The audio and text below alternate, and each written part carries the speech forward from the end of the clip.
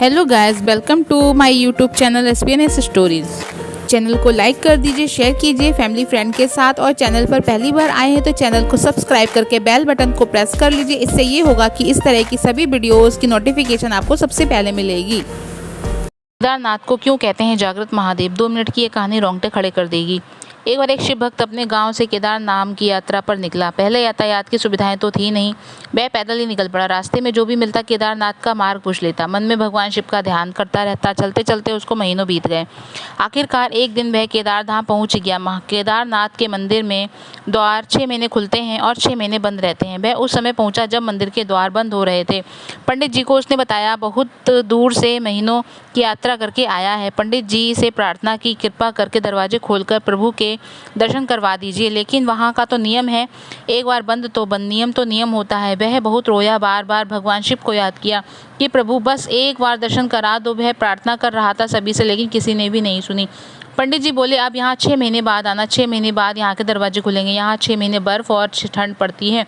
और सभी जन वहाँ से चले गए। वह वहीं पर रोता रहा। रोते रोते रात होने लगी। चारों तरफ अंधेरा हो गया, लेकिन उसे विश्वास था अपने शिव पर कि वो कृपा करेंगे। उसे बहुत भूख और प्यास भी लग रही थी। उसने किसी की आने की आहट सुनी। देखा एक बाबा उसकी ओर आ रहा है। वह सन्यासी बाबा उसके पास आया और पास में बैठ गया। पूछा, बेटा कहाँ से आए हो? उसने सारा हाल सुना दिया और बोला, मेरा आना यहाँ पर व्यर्थ हो गया। बाबा जी ने उसे समझाया और खाना भी दिया, और बहुत देर तक बाबा उससे बातें करते रहे। बाबा जी को उस पर दया आ गई। वह बोले, बेटा मुझे लगता है सुबह मंदिर जरूर खुलेगा, तुम दर्शन जरूर करोगे। तो बातों में इस भक्त को ना जाने कब नींद आ गई। सूर्य के मध्यम प्रकाश के साथ भक्त की आंखें खुली। उसने इधर उधर बाबा को देखा, किंतु वह कहीं नहीं थे। इससे पहले कि कुछ समझ पाता, उसने देखा पंडित जी आ रहे हैं अपनी पूरी मंडली के साथ। उसने पंडित को प्रणाम किया और बोला, कल आपने तो कहा था मंदिर 6 महीने बाद खुलेगा और इस बीच कोई नहीं आएगा यहाँ, लेकिन आप तो सुबह ही आ गए। पंडित जी ने उसे गौर से देखा, पहचानने की कोशिश की और पूछा, तुम वही हो जो मंदिर का द्वार बंद होने पर आए थे, जो मुझे मिले थे? 6 महीने होते ही वापस आ गए? उस आदमी ने आश्चर्य से कहा, नहीं, मैं कहीं नहीं गया। कल ही तो आप मिले थे। रात में मैं यहीं सो गया था, मैं कहीं नहीं गया। पंडित जी के आश्चर्य का ठिकाना नहीं था। उन्होंने कहा, लेकिन मैं तो 6 महीने पहले मंदिर बंद करके गया था और आज 6 महीने बाद आया हूँ। तुम 6 महीने तक यहाँ पर जिंदा कैसे रह सकते हो?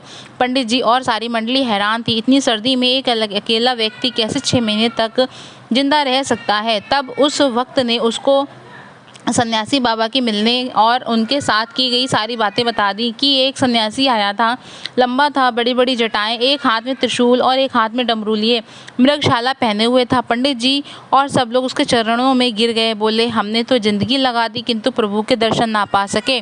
सच्चे भक्त तो तुम हो। तुमने तो साक्षात भगवान शिव के दर्शन किए हैं। उन्होंने ही अपनी योग माया से तुम्हारे 6 महीने को एक रात में परिवर्तित कर दिया, काल खंड को छोटा कर दिया। यह सब तुम्हारे पवित्र मन, तुम्हारी श्रद्धा और विश्वास के कारण ही हुआ है। आपकी भक्ति को प्रणाम। जय श्री महाकाल।